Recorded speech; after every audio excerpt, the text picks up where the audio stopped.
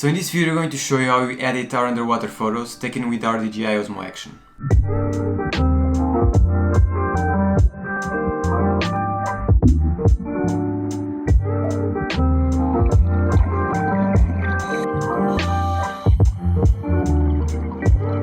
This video is part of a series about underwater videography and photography. There's already one made a few months ago about the settings used in our camera, and one that we made recently about color grading underwater videos. So let's jump right in. So I already have a photo here of a leopard shark we shot in Byron Bay in Australia. So I'm going to start by adding a LUT that we normally use for our photos, and that's just to get, the S-curve that we use. I'm going to reset a lot of the settings, so don't turn off the video just yet. So I'm going to start with exposure.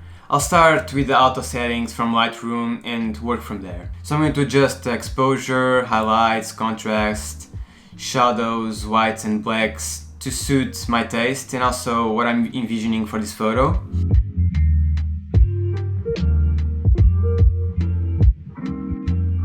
It already made a pretty good difference from the initial one. Also adjust the vibrancy and saturation. And now let's start with the color temperature. So this is the most important part about editing underwater photos, because you normally don't get warmer tones underwater and everything has a blue and greenish tint. That's the way the light spreads underwater. You can use filters, but we don't normally use it.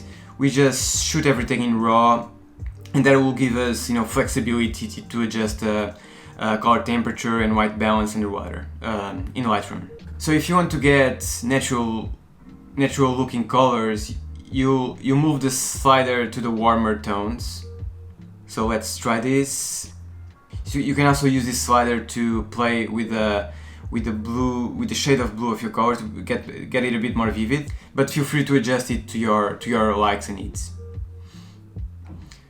And the same applies to tint. So I think I'm going to leave this as is for now. Now what I want to do is make the leopard shark pop. So I'm going to do a mask. Let me adjust it. So I will work with the white balance settings to get his natural colors to come up. So I'll move the temperature to warm it up. But as you can see, it starts to get a natural very easily, so I'm not going overboard on this. Let me just add a bit of a magenta tint and I'll show you another method that I use. So in order to get his colors, I'm going to add a specific color to it. So the way I do this is based on memory. I also research leopard shark photos on Google to see more or less how he looks like. So it's worth noting that this is entirely up to you. You can make him stand by exaggerating his colors or making it look like in real life. It's up to you. I think I'm going to exaggerate a tiny bit of the colors. So I'll also play around with the exposure settings in a mask to make some of these details be more noticeable.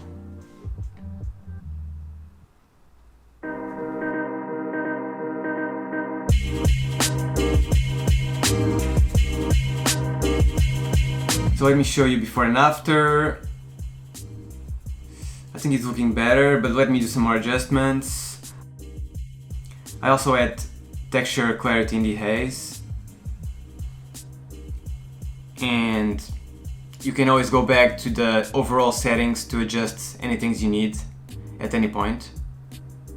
More adjustments. Yeah, just to fine tune it. So from here I can go back to the overall white balance and color temperature to make any adjustments. I think I'm going to put it a bit on a blue side. Just play around with it and see what you like.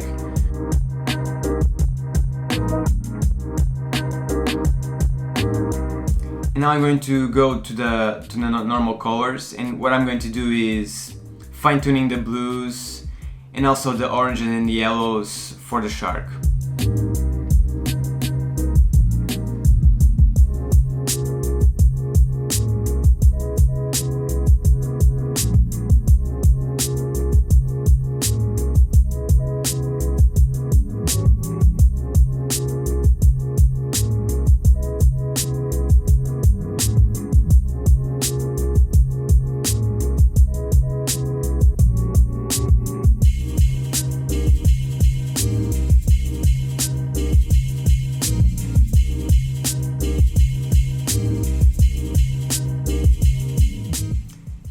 about it for the colors and everything. Now I'm going to add a linear gradient just to add some depth to the bottom.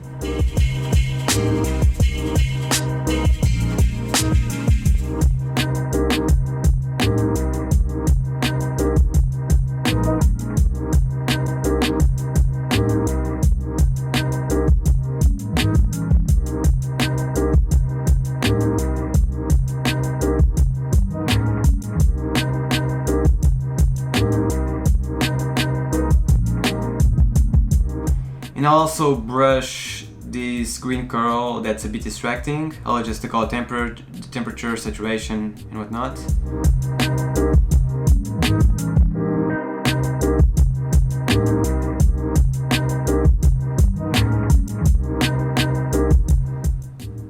And that's it, guys.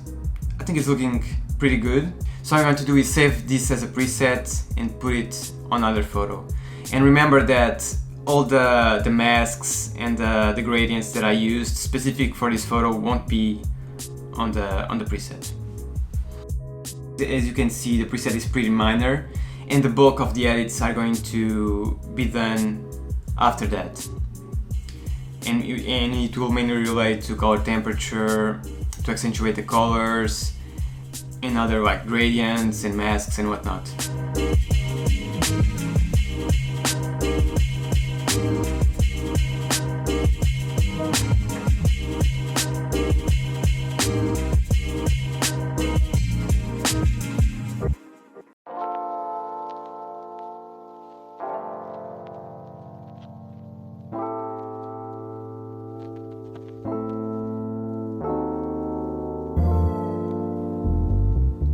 So I'm also going to add a linear gradient. And because this fish is already blue, I'm trying to separate a bit from the rest of the photo. So I'm going to use a radial filter to make it pop a bit. And also remove texture and clarity to simulate depth of field and separation.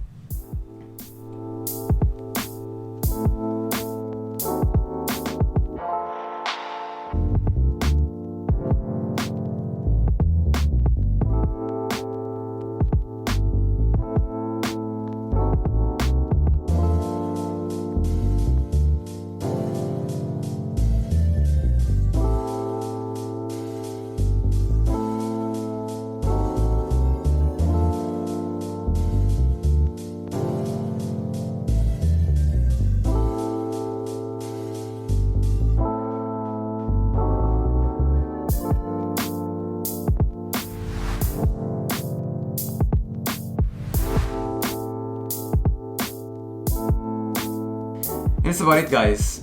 Let us know in the comments what you think. This was just a quick workflow, just a quick edit. You can always do more, of course, but I mean, this is it for now. That's what we usually do to put photos on Instagram and whatnot. Let us know your thoughts, and if you think it's useful for me to put the preset with everything, including the mask and whatnot, for you guys to see it, let me know.